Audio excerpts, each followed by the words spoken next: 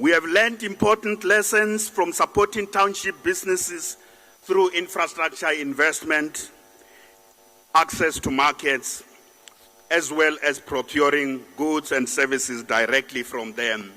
And this we did by spending over 20 billion rands in the past 5 years.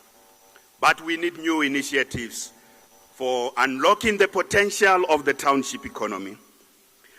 Firstly, we will target and enforce procurement by all our provincial government entities from township businesses to the value of 30% of the Gauteng goods and services budget. Honorable members, there's another part of the township economy that is hidden. Recent studies by the World Bank and the Institute for Security Studies estimate that more than 14 billion rands is generated out of artisanal mining in South Africa.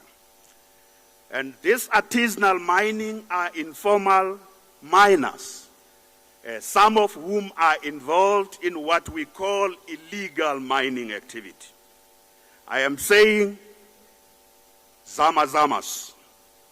This is a hidden part, a big part of the Gauteng economy, and it is time to surface it and bring it underground and formalize it and create a regulatory environment that will make it difficult to break the law.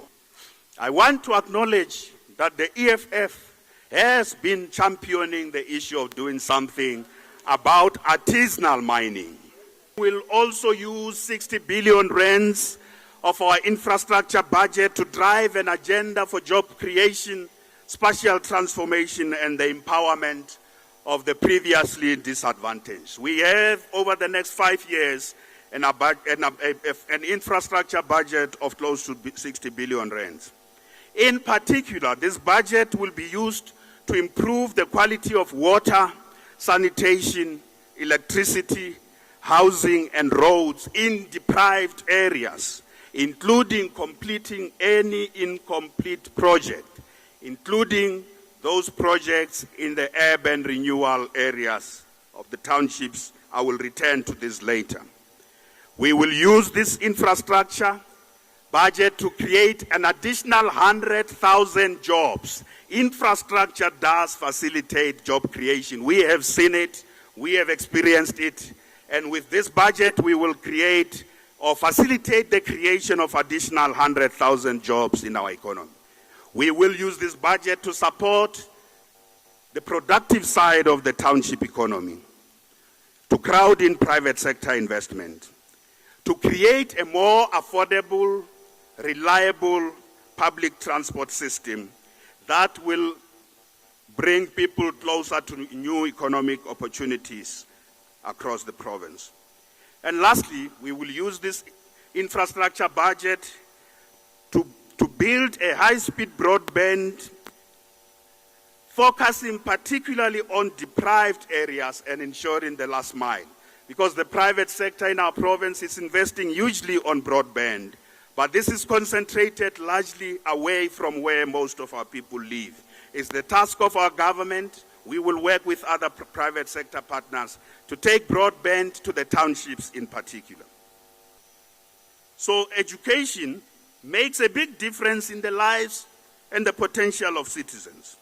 Educated and skilled individuals have better jobs and better prospects for escaping from poverty. So we have invested a lot as a province in this area of education. And we are on a consistent path to improve our education system, particularly the education for township children. We have built new schools, employed more teachers, and rolled out ICT and other infrastructure, particularly in the deprived communities. We have narrowed the gap with regard to performance between the suburban schools and the township schools. We are also gearing our education system for the future to meet the demands of the future economy by rolling out schools of specialization, working in partnership with the private sector. There is an outcry out there that some of our hospitals are becoming mortuaries instead of being sanctuaries for saving lives. And to tackle this problem, honorable members, we need a hands-on approach to focus on every health facility. We need a hands-on approach, a hands-off approach. We have learned from Life Esidimeni tragedy that a hands-off approach or a distant approach can lead to disaster.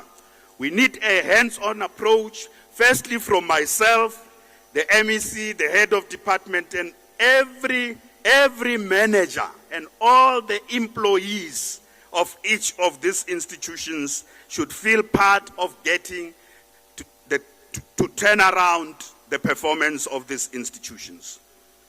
So we are introducing a new approach also in healthcare. The focus of healthcare has often been too much, despite the talk about primary healthcare. The focus of our healthcare system continues to be on the big hospitals.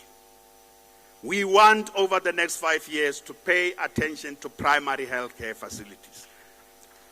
The functioning of our clinics, our community health centers, our district and regional hospitals is critical to improve the quality of care. That's what we are going to do over the next 5 years.